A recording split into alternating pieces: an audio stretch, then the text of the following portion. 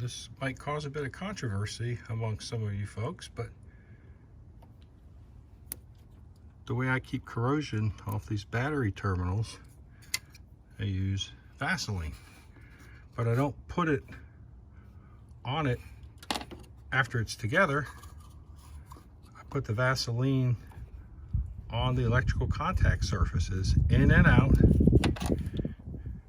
Then I put it together and kind of twist it, and then I put more Vaseline all around the outside. Some of you folks may say, well, he's not going to get any good contact that way. I've been doing it this way for years, and I find I have very little battery corrosion at the terminals. Especially with these, they got these little slots in them, so water and everything can get in there. So with everything sealed up, get better contact, less corrosion. Anyway, that's the way I do it. And there you have it.